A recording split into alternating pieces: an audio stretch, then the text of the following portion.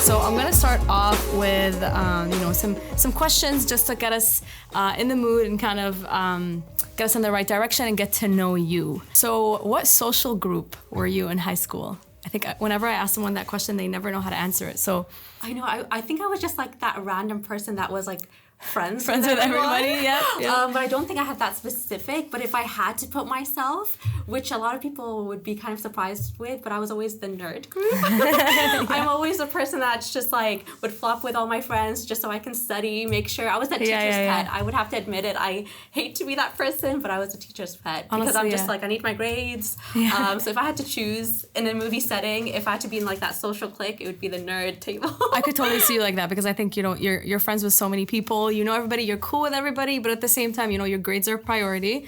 So I get that. I know we had asked you previously, but you never really give us an answer. I want to know, what's your favorite candy? My answer was I don't discriminate. You're like, I care about everything. It really depends on my mood. Yeah. So. What about like yours? Chocolate or candy? Like, are you more... I think I'm more chocolate. Okay. When I'm craving, I'm just like, you know what, I need some... I don't think in Canada they have it, but it's Minstrels. It's a UK brand. Yeah. Yeah. I think I've heard of Minstrels, Or M&M's with caramel. I don't know. I just... Everything. The toffee, the thick stuff. Yep. Okay, one more question for you then. Room, desk, and car. Which one do you clean first? Room, desk, or... Desk. Okay, I think because honestly, that's where I spend hours. Yeah. So if it's the car, if it's just my bed, my room, I just want my desk to be clean, and then I can do my work. Yeah. I think that says a lot about people. Is kind of where their priority is and where they choose to kind of clean first. Okay. What other question for you is, what are you not very good at? Taking it easy or. I'm very hard on myself, so I just wish I was just more relaxed in any setting, whether it's a social setting. Even if I'm like celebrating my friend's birthday, I want to make sure she feels special. Yeah. So I'm always just overthinking, and I just wish I just relaxed and took it easy. Let so whether it's go, like professional, social, in every setting, I think I just need to work on that. Yeah. And do you feel like that has found its way into kind of being an entrepreneur and running your own business? Do you find that that's also kind of affected how you manage that? Yeah. So it can be advantage because you just want to make sure everything is right, and then you're so organized, and that can work so well in a business setting because you have everything set, there's deadlines, and I make sure everything is done. But at the same time, mentally, it can be exhausting, and I need to realize that self-care is so important, and I need to take a step back and saying, oh no, you need to take care of yourself. It's okay if things don't go your way. If things don't, you can pivot and do something else. And I learned that over the year. Yeah, I used to. I started my own business about a year ago, and that was a long time. But I remember we were talking about that in terms of as a business owner, you're not just the CEO and founder. You're also the marketer. You're also the accountant. You're so many other things that you have to manage, which can be overwhelming because you want to make sure everything is done amazingly. And just like, for example, my specialty, I would say, would be mostly like branding and marketing. Yeah. So when I dabbled into starting a company, I was like, okay, the accounting and finance is so new to me. Yeah. And I had to learn that while talking to suppliers, talking to manufacturers, graphic design, and also doing marketing, but it was so many different things and trying to get it all right. But at the same time, if something doesn't go right, I was so hard on myself. Yeah. And I'm just like, why didn't it go this way? Or even, for example, if I did it right, sometimes outside factors aren't... didn't work out. Let's say a supplier did something wrong, so they're gonna send me this design a week after, and I realized it's okay if things don't turn out the way you planned. Because sometimes I learned that it's not the end result; it's how you react to these little situations, and that's what's really true. It tests you in a personal level and a business level. Yeah.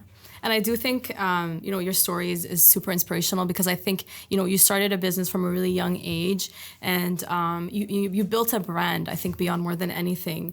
How was that process from you? Starting from, I remember because you were telling me you were studying at the time, you were studying your master's degree in digital media and you had a project, and that's how you got the inspiration to start a company. So I actually always, when I first came to Canada, back to Canada for my bachelor's degree, during my first year, I missed my Middle Eastern culture because I'm Middle Eastern. Yeah. And I missed my culture and I wanted to do something. So I was like, I went online. I was like, let me design something for my personal use. Yeah. So I created a beanie that had the phrase shaku maku, which means what's up in Iraqi. Yeah. So I was like, let me just do that. It's something just for me and I love it so much. And then I kept getting complimented for it. Yeah. Like, why don't I start a company? But because I was 17 at that time, I think the biggest factor was I didn't believe in myself at that time. I thought I was too young, which I realize now is sometimes that shouldn't be the case. You just really truly need to believe in yourself. I thought I was too young. I thought it was such a big risk. So I was just like, no. And I was so studious. So I was just like, I need to focus on my exams right now. This will take so much time. Yeah. And then when I did my master's, when I finished my bachelor's and then I went to my master's, it was more of an entrepreneur lifestyle and program. So they made me believe in myself. And I was like, why don't I start this? Because they told me, they're like, for your thesis, you can do a project. So I was like, why should I do what I've always dreamt of doing? Yeah. And it was kind of like a win-win situation. I'm like, okay, even if it's a big risk, if it does fail, it's like, okay, but I did it for my master's. But if I didn't, and if it continued, it's been my dream. So I kind of like convinced myself, I'm like, Nadia, it's the time to do this. You've been thinking about this for a few years. Yeah. And then that's when I started researching, talking to different suppliers, because I wanted to make sure I did it right. Yeah, perfect. And did you find that people underestimated you because of how young you are and being an entrepreneur at such a young age? Yes and no. I think it was more, going back to what I said, I think it's me underestimating myself. I think at that time, like when I knew, like starting a company and all the research there was, I felt like I couldn't do it. And even in my master's, while I was doing it, and from the outside point of view, it looked so, glamorous, successful. Behind the scenes, I was freaking out half the time. I was like, do I have this right? I'm working on my master's. I'm still on my 20s.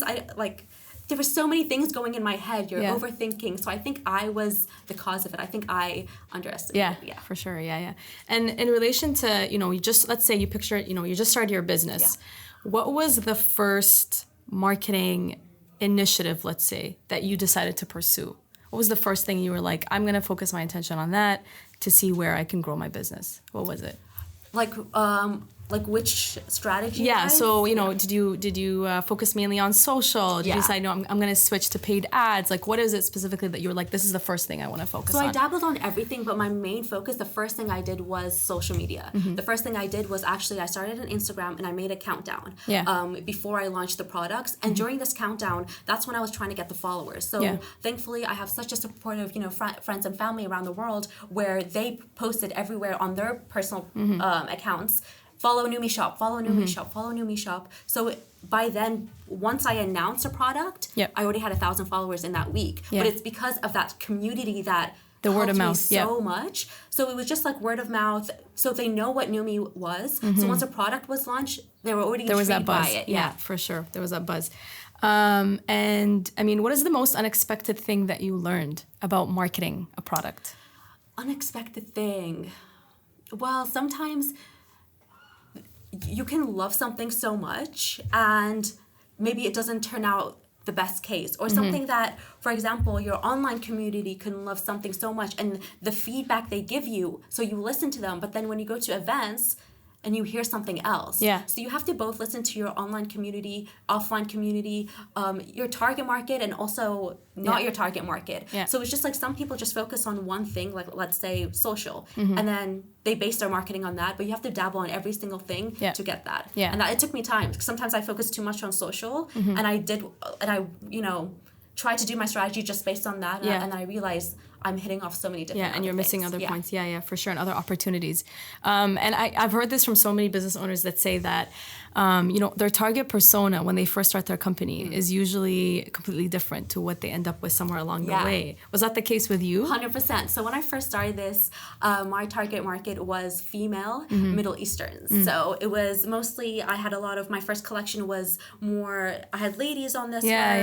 I wanted, it's a fashion brand. And then when I went to events or when I posted this online, I had a lot of males being like, are you going to post, are you going to have a unisex collection? Are you going to have and I was like, why don't I? I want to build a community where Middle Easterns and Arabs feel, they can have a mix between the East and the West, where they feel welcomed, where they feel like they can represent where they're from. Why am I only focusing on half the market?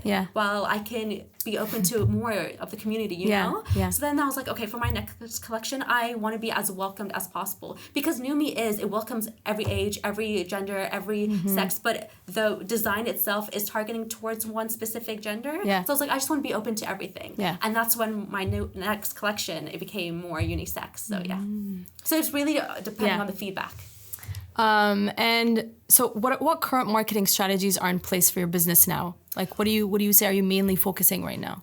I think for when I first started, it was everything where I did social and events because I wanted as much as exposure as possible. So I would go to 3 events every single month. So every 2 weeks, I would go to, whether it's something in Toronto, whether it's in Mississauga, an Arab event, Middle Eastern event, anywhere possible. I just wanted people to know what Noomi was about. And then as now it's now heading towards 2 years, I'm doing events less because I'm still an online brand and I want to be known as an online brand.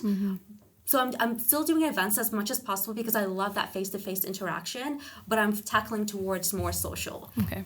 And do you find that there's a difference? I know you mentioned you're switching more towards an online brand. Do you find that there's a difference between a physical brick and mortar store marketing strategy versus an online store marketing strategy? Yes. So one of the kind of hurdles that I go through is I make sure, and I spend so much research and I take so much time doing when I launch a new product because I want to make sure the quality is amazing. So I make sure that's all done. And sometimes online, the customer can't feel the product.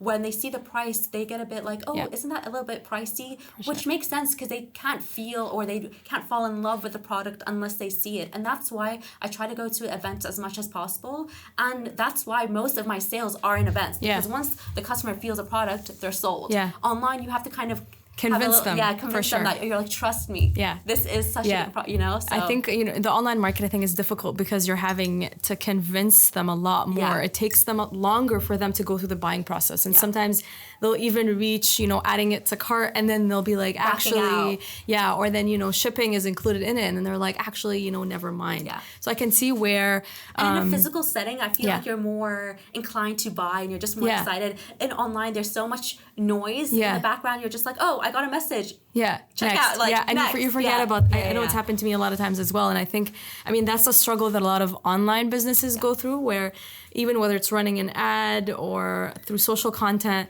to capture the attention, and then not only that, but continue it to the person buying that product or purchasing that service. The process is way longer. Whereas I think when you're entering a brick and mortar store, you're coming in with the intention of like, okay, I'm coming in specifically to buy it.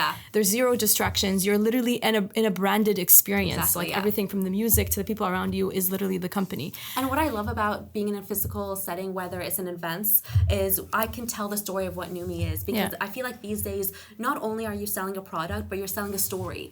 So when I'm meeting someone, I tell them what Noomi is. And they're so inclined to buy it because I find it so meaningful. But online, if someone just sees that specific product, they don't maybe know behind the scenes unless they search it themselves. And that can take a while. So that's the disadvantages and advantages of both, I guess. And I think, you're mentioning story, which I think branding has become so important these days, where, a customer is no longer looking to just buy a product. They're looking to buy meaning. They're looking to buy emotion. They want to emotionally connect with the brand or company and what that brand stands for. And I think, your branding, I love your branding. I think you do a great job. And in it, in terms of your content really reflects your branding. Everything from, the way you design your feed to how the promotions that you post, things like that. I think they really reflect what Noomi is.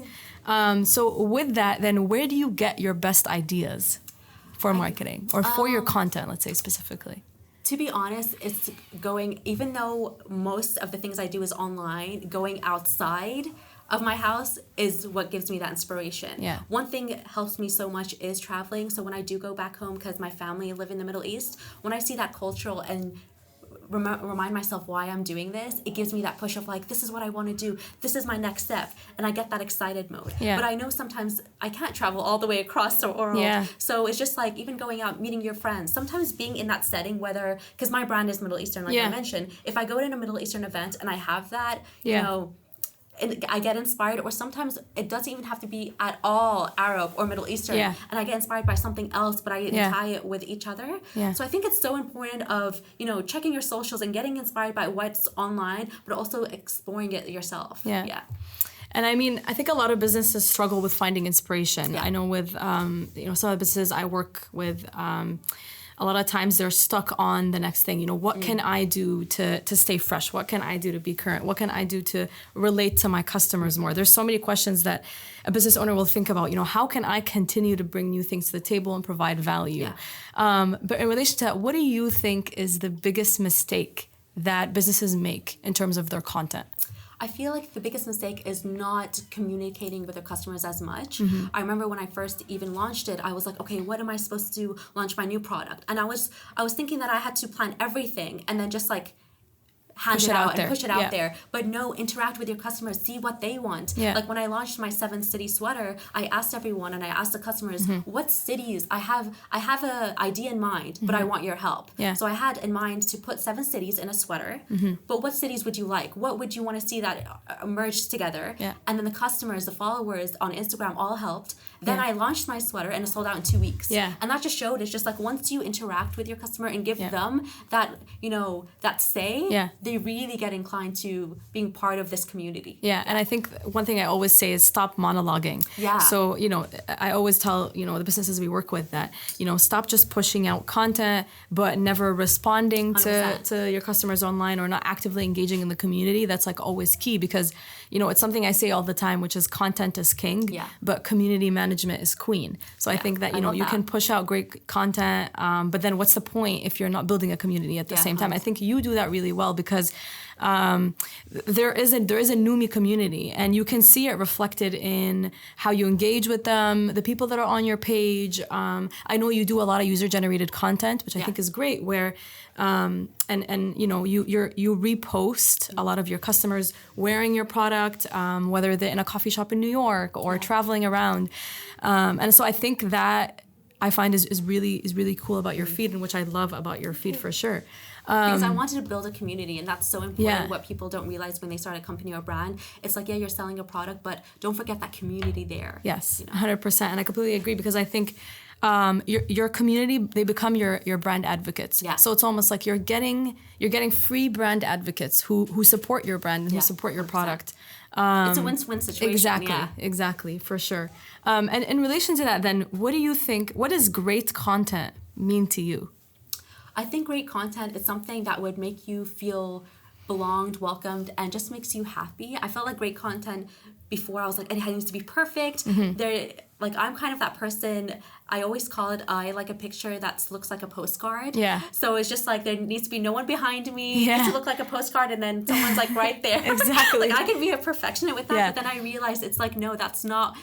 That can be great content, but at the same time, it needs to be meaningful. So whether you're telling a story or whether you're showing something of a place, why does that place mean so much to you? So there's way more to that. I definitely can see your point, because I think to, you know, a lot of people focus on the little things when it comes to content. You know, they want to make sure a picture is perfectly designed well, and everything is so perfect down to the caption. Everything's been reviewed, and oftentimes I find that some of those posts don't do as well. People don't really relate to it. People don't really want to engage with content like that. And sometimes I'll go on Instagram and I'll find a really bad quality meme that's pixelated and everything, but and there's gets so much engagement because people relate to it. Either, you know, they find it funny, or you know, they're tagging their friends and they're engaging in that community. So I think oftentimes people might think that the secret to great content, like you're saying, is, you know, that perfection. Everything has to, you know, the setup has to be perfect. Everything, you know, but I find that that's just not relatable. It is great, but it's not the main thing, which people keep focusing on. It is great to have, you know, an amazing picture. If you have good location, okay, good. But don't forget the true meaning behind the things you're sending out. 100%. So we're going to take a bit of a break and play a game and kind of So it's a rapid fire questions that I'm gonna ask you. Oh my God, I'm so bad at this because I'm always such a I talk. So it's just even if it's one word, it's I have to say what I mean. Exactly. Okay, so I'm gonna start, and you have a couple seconds to answer it. Okay, texting or calling? Texting. Favorite day of the week? Thursday. Favorite social platform? So Instagram. Okay, least favorite social platform? Twitter. Ooh, last song you downloaded? A Disney soundtrack. Disney soundtrack, I love it. Okay, fill in the blank. Great content is? Relatable. Okay. Favorite social media influencer? Wow, there's so many people. You know Karen? Yeah. Karen Wazin? Yes. Karen Wazin, yeah. She's very great. relatable, she uses her platform in a good way, and I love when people do that. Okay, perfect. Where's the worst place you could get stuck? In the ocean. In the ocean, ooh. Okay, Netflix or YouTube? YouTube. Okay, music or podcasts? Both. Okay, last question. This one's important, okay? Yeah. It's really big deal. Hamburgers or tacos? Hamburgers. Ooh. I didn't sell you there. Okay. Yeah, I'm kind of disappointed, you know. Crushed my heart. I was like, I was expecting you to say tacos. I don't really know, I'm kind of questioning our friendship right now. Okay, perfect. So we're gonna dive right into the questions, and I'm actually, we were talking a bit about content, so I kind of want to delve deeper into that because, especially, I think, like we mentioned before, you're an influencer, so you create your own content, but at the same time, you're creating content for your business as well. So in terms of marketing your brand and creating, content for your brand, what is the biggest roadblock that you faced with that? With my brand? I think it's just, there's so many things going on. I think my biggest mistake was, I remember when there was an event who contacted me and then said, we're having this huge event. There's going to be a lot of influencers. If you give us our product for a swag bag, they can market your, product. And I was thinking, oh my God, these influencers have so many followers. That was my initial thought. I'm like, yes, 100%. So I gave them a lot of free products. But at the same time, I didn't focus on the true meaning behind it, because these influencers, yes, they have a lot of followers, but are they truly my target market? Yeah. So generally, I didn't gain much because there's so much story behind Noomi. Yeah. And it might not relate to them, so they're just like, you know what, maybe I don't want to post about this, which is so understandable. But at the same time, I could have focused on other things where influencers who maybe have a smaller follower, but it could have had a bigger impact with that. And that's what I, as a business owner, and so many business people forget, that they only look at that number and that's their go-to setting. With you need to focus and research the people. Who is your target market? Is it going to be engaging? Yep. You need to make sure there's so much research behind it all. Yeah, for sure. I completely agree, because I think, influencer marketing specifically has become the buzzword of 2019. Yeah. Every business wants to jump on, influencer marketing. And I think a lot of businesses complain that the ROI is low on that, And often I find that the mistake with that is that they are not picking the right people to invest in for influencer marketing. And oftentimes too, that I think there's a sweet spot with influencer marketing where, like I said, customers are very skeptical. Yeah. So it's almost like you want to do you really relate, love it, or are you just exactly. Exactly. It's like, when they hashtag ad, because I know these days you have to almost say that this is an ad. Yeah. It can often deter customers away. And so you were mentioning micro influencers, which I think too, I personally think is a great market for businesses to kind of go into, because micro influencers, I find, are really good at natural, native content.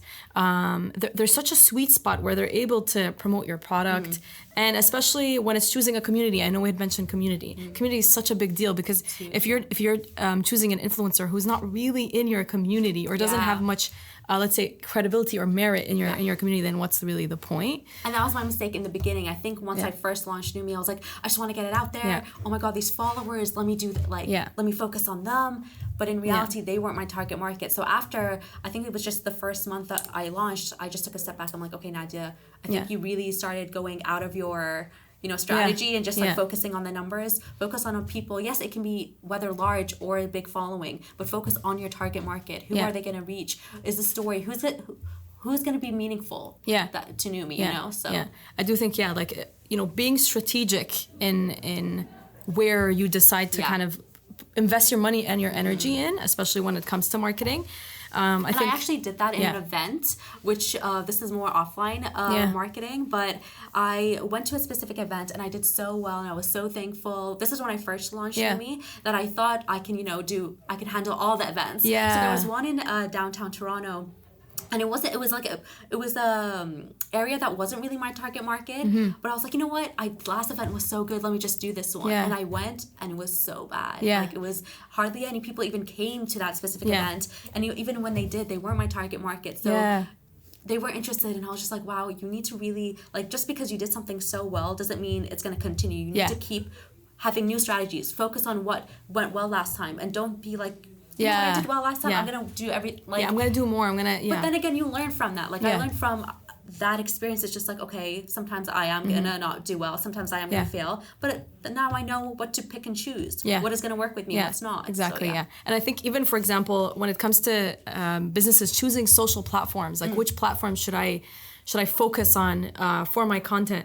Oftentimes they'll come and they'll say, I'm going to do everything from Pinterest to Facebook to LinkedIn to Twitter to Snapchat to pretty much, I want to do it all. Yeah. And I often find in all cases, whether it's through paid ads or whether it's any kind of marketing initiative that you want to go into, the key is like not to spread yourself too thin. So I think like that's so important that you went through that as well, because I always say, like, focus on the things that there's a reason behind it. You've done your research. There's strategy in there.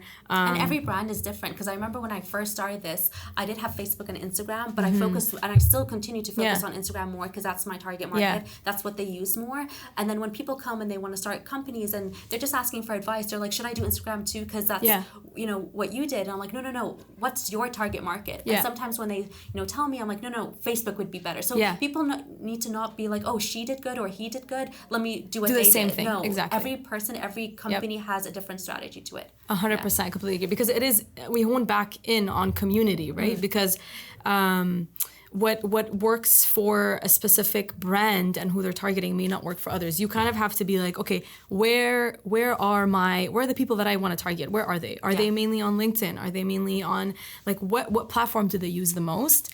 So I definitely agree. I think that's what most businesses should start to focus on a lot. So why do you think people fail in marketing? Let's say, why do you think businesses fail in marketing?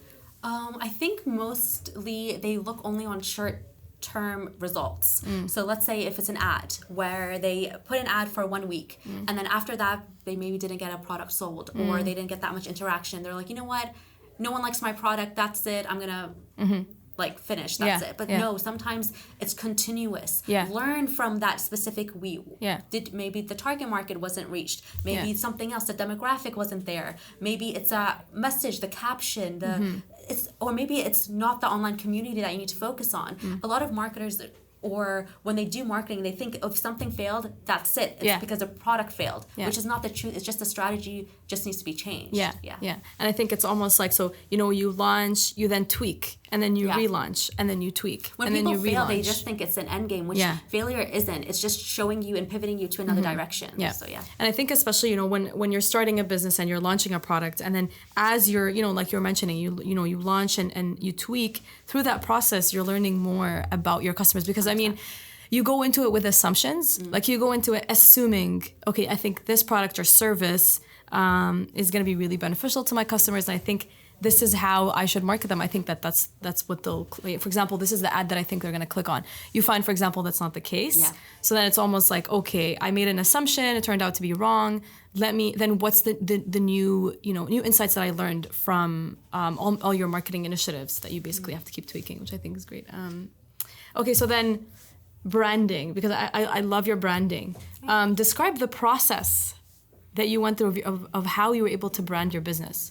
I think my branding, when I first initially launched it till now, it actually looks a bit different, because my target market did change. Like I mentioned before, it was more female oriented, so it was more a bit girly. And then once I realized it's more of a unisex brand, I made it more clean. So like I wanted Noomi to be more simple, and the product spoke from themselves. And then I wanted it to be a community. So when you go to the Instagram, you just see a lot of people wearing the products. You see a lot of different cities, countries, landscapes of the Middle East. You see a lot of engagement, stories, memes I would put here and there, or, you know, Friday facts. I just want to be as much as a community as possible, and that was my most thing when I wanted to brand it. Is just like, I want a community. Yeah, and how can I'm I actually base gonna off pull that? up your feed, so we can kind of like go through that together. Oh, yeah, there you go.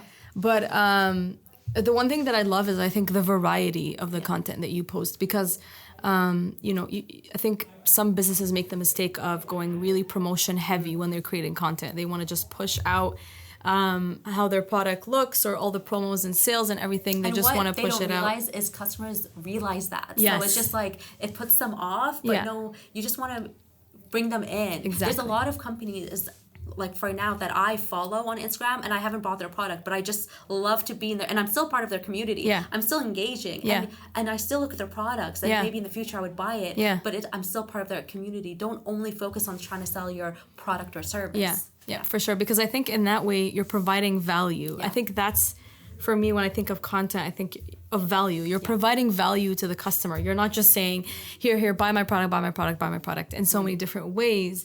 And in that way, you are building community, because the things that you're posting, whether it's, you know, I know you post a lot of facts, you post a lot of quotes, you also post a lot of historic monuments around the world, and you kind of give a fact once a while. And then, because I do want to show the beauty of the Middle East, and that was the main goal. So it's like, okay, bringing that community, showing the people wearing the brand, but at the same time, the Middle Easterns, or even not Arabs itself, but everyone wants to see the beauty and the culture and their heritage of the Middle East. So I wanted to bring, you know, a lot of pictures of that.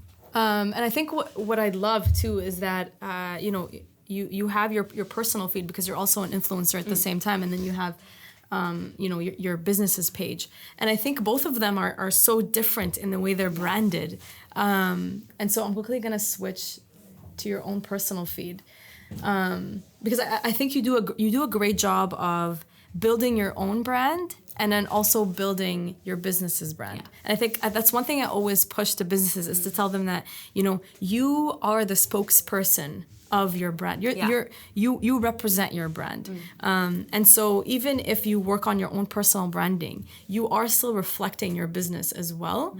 And so they almost go hand in hand, both, you know, your personal brand and your business's brand. And so I think, you know, I've seen your platform grow throughout like the you know, the years that I've known you, and I think you're doing an awesome job, and I love telling people that I'm friends with an influencer. But related to that, blush, like all these compliments, you're like, I love it. I know, right? So then, how did you build your online personal brand and your identity versus your businesses? I feel like I've always loved taking pictures. So going back to like MySpace, or even like Bebo, which was British. I don't know if like... I remember Bebo. I used Bebo. I was just like in love with just like creating content and taking pictures. And then even back then, I had a YouTube page, but I didn't create myself. I would do like fan videos. I was that person. Oh my God, fan videos? No. I was that girl. Like I would just love just creating content. So when Instagram came to play, my friend told me about it years ago, and then when I joined it, no one really knew Instagram, so there was like maybe 5 followers I had, and I would post like about my cat, about this, but I just loved Instagram. And then as I started creating more and more, I enjoyed it so much. And then as you know, recently it's been such a marketing tool, where there's influencers now, there's all these little things, and then also joining my master's, I realized I'm like, oh, I can, you know, use something I love in more like a professional setting. At the same time, I did this kind of... I actually put my account on public last year. And during that time, that's when I was like, okay, now I'm a business owner. Now I put on public. I kind of put the pressure on myself where it had to look amazing. I had to grow so fast. And during that time, it was... actually this year around March time where I was just always anxious, because I'm just like, I need to be on my phone. I need to make everything amazing. Now I am, you know, quote unquote, an influencer. There needs to be a lot of engagement. And that's one thing I kind of regret, because I lost why I fell in love with Instagram, because I used to be like so excited to go on it. And during that time, I felt it was such a pressure thing that I needed to grow. I made it very toxic. So now going back, I'm just like, I'm going to post what I love. You know, there's a lot of companies that still come and they're just like, would you want to, you know, promote this. And when it's not to do with anything I would like, you're like, no. Maybe at that time I was like, oh, with this to grow my platform, it would play in my head. But now it's like, no, I'm going to only do what I love. Yeah. And that's what I continue to do so. Because I never want to detach away from myself. Yeah. And I think businesses, I think, and even, influencers focus a lot, when it comes to content, I'd say in general, actually, sometimes you get lost and you get caught up in, you kind of go on autopilot, I call it, where, especially these days, there's so many platforms out there that help you automate this. Like, it's almost like it's automated, where you're scheduling all your content in advance. And, Monday, I'm posting this. Tuesday, I'm posting, I'm promoting a product. Wednesday, I'm, pushing out a sale. Thursday, I'm at a cafe. Friday, I'm, et cetera, et cetera. And so you find that it becomes automated. And I find that usually that's when you're not as relatable anymore to people. But then, keeping up with content, it can be difficult because, the social media world is 24/7. Yeah. And it's almost like you can't miss a beat. You can't. And, And I remember when I started making it public, it's because I was around a lot of people that were entrepreneurs and doing the same thing. And I remember we used to like maybe travel and go to these events. And I'm the person that when I'm surrounded by people, I love to be on my phone. Don't get me wrong. I love checking my socials. But when I'm with someone, I really like to be, with that person, and I like to put my phone away. I don't even look at it until the end of the day. And so when I was at these events and everyone was posting at that specific time, I was like, oh no, like, should I need to be. And it gave me that pressure of like I couldn't enjoy the moment. And that's when I also became anxious at that time. And then now I realized, I was like, you know what, if you go on my Instagram, it's so confusing because when I travel, especially when I'm visiting my family, I love to spend time with them. I don't see them that much, so I want to enjoy that specific time with them. So I'll post on my stories that I was with my dad, my mom, my grandparents, my cousins. And then my post would just be like non-existent for so long because I'm traveling and I want to enjoy it. A week later, it's like, oh no, my stories are I'm back in Canada, but I'm posting that I've enjoyed it. I've noticed that. So it's so confusing, but it's like as long as I'm happy and I feel like it's relatable. And I even caption, I'm like, this is late, but that's me. This is like last week. Just I felt like everything had to be so strict. So I was just like, okay, make sure. But now if you're just relatable and just showing who you are, that's what people love. And I realized that. I think, like I said, the more authentic you can be online, people really, really connect with that. More than I think we underestimate how much people connect with that. And with Candybox, actually, when we were working on our social media strategy, one thing we kept pushing was the people in our office, in our studio, and the team that we have here, and like how can we show what we do every day and the jokes that we have, and we found that that's the content that people loved way more than. Some of exactly, and the more kind of that gorgeous, perfectly designed post, or that perfect quote that you have that you think, oh my God, so many people are gonna love it, and you find that that's not the case. And it's good to have like a mix and match of everything. Exactly, because I think variety, of course, is key because you're and you do that really well on your feed. Like I think your feed is so gorgeous to look at. You know what I mean? There's so much color, and it's so dynamic, which I think is really great. And a lot of things, what I realized is I personally, like, one of my favorite things is to travel and photography itself.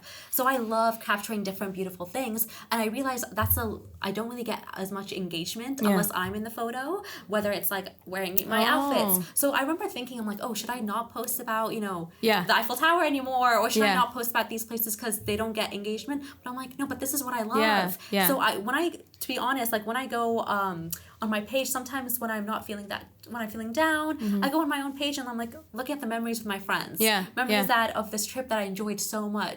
It's just like I want to keep looking back and enjoy those memories. I don't want to be like, oh, I didn't post this day that I fell in love with. So I was like, you know what? Screw the engagement. Exactly.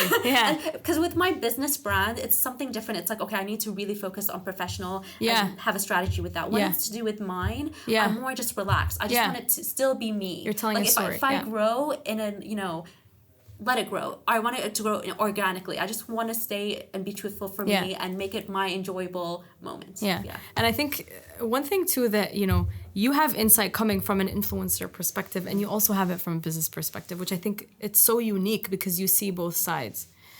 Okay. And so related to that is, what are your thoughts on businesses utilizing influencer marketing? Do you feel like it's effective? Is that something that you and your business has worked? I feel like it's so effective because personally for me, there's so many brands that I've actually followed and joined and been part of that community because of influencers. Or even my friends, I'd be like, oh my God, I love this, outfit. Where'd you get that jeans? Oh, this blogger posted about it. These days, that's so common now to hear. I feel like back, let's say, even a year ago, 2 years ago, like, which is so recent. Yeah. You wouldn't hear that much. Yeah, now it's so common to be like, oh, a blogger posted about it. Yeah. So it's so used, and I feel like businesses need to really focus on that and focus on how social media and influencers have such a big say. Yeah. Whether it's macro influencers or micro. Yeah. For sure. As we start to kind of wrap up, so if I was starting out on social media today as a business, what advice would you give me? My advice is have a strategy. 100% you can't go in without having goals and strategies, but at the same time, enjoy the process. Don't forget why you did this. Don't forget the passion you had. And if you stress, take a step back. Why are you stressed about something? And then focus on that. Yeah, for sure. I do think too... you just have a balance of both. Yeah, definitely. I agree. And I think you mentioned learn as you go, which I think is so important because in general, marketing is all about... At your kind of, you're almost, you have a strategy in place, but you're low-key winging it sometimes, where you're like, okay, I'm just going to see if this works, because you don't know. You never really know. And not even that, but with this day, with the digital world, things change like this. Like, it's so fast. So even if you have the perfect strategy, it might change the next day. Yes, so you're constantly learning. Even the most person who can know about marketing is not going to know something in like a year. So you just need to keep learning. Yeah. And I think that's where, staying relevant is important. And I think you do such a good job at that, staying relevant. And, that's something, again, I was mentioning the Raptors thing. That's what I try to do with Candybox as well. And I think that's why there's a good balance with that and including influencers in there as well. So then... how do you, as we begin to wrap up, I'm just going to say, like, how can businesses find the right influencers? What have you done? I feel like to do research. I feel like I mentioned before, when you look at that number, then you think, okay, that's it. You write that's the person I want to contact. It's like, no, look at their content. Yes, it does take research, but that's how you get the results you need. Yeah. It is time consuming, but that's in everything. It is work where you have to look at those influencers. Like, what is my message of the story? Who is it going to relate to more? Who are their followers? It's just like a lot of researching, but it's worth it at the end. Yeah. All right. Okay, so that pretty much sums up this podcast episode. Thank you so much for joining with me today. I had so much fun. Yes, and honestly, thank you so much for all the insights and like this conversation was amazing. I mean, me and you talk all the time. Nadia's one of my closest friends, so this is every like time me and her talk, we're just like nonstop. There's no like shutting up. We're just back and forth. It's constant, like it's 4 hours of talking, and literally we almost talk over each other because of how much we have to say. I'm gonna quickly thankfully we were good at this because we usually were always talking at the same time. I know, right? We actually, we're like, okay, we have to actually not interrupt each other as much. Yeah, I feel you. So I'm going to shameless plug all your social handles. So her business is Noomi Shop, one word, on Instagram. Check her out. Check out her website, noomishop.com. She sells like beanies, sweaters, especially with sweater weather coming up right now. It's the perfect time. She has the comfiest sweaters ever. And her personal influencer account, which is Nadia Rassoul, and an underscore at the end because someone took Nadia Rassoul, guys. I had to put that underscore. So you're just like, okay, I gotta do. You gotta do, yeah. So thank you so much for joining with me today. Thank you so much. Honestly, I wish you all the best. I think you're doing great for a young entrepreneur. I think you're really pushing it, and I'm so proud to call you my close friend. And I always tell people like, she's an influencer and an entrepreneur. Guys, if you don't know this, Sen was like one of the most supportive people, and actually she's been my model. I have modeled for her. Yep. I called her up. I'm like, listen, I need models. She brought her family, like her whole family. I literally got my whole family. Yep. I pulled up the squad and I was like, okay, here literally you have my brothers, everybody to model for you. Because it can be stressful in this all thing. So it's just so nice when you have that supportive friends and family. Yeah. So I really appreciate it. Thanks. No, and honestly, it's coming from an angle of, I love seeing young entrepreneurs out there and young business owners. And I know how hard it can be. The hustle can be difficult sometimes because you're really on the go 24/7. And so any support that I can offer to young entrepreneurs, I'm always like, you have my back. I have your back. Like I want to help you through everything. So honestly. And thank you so much for featuring me on your website. You know, now I can add model. Check it out. I can add model to my LinkedIn. Right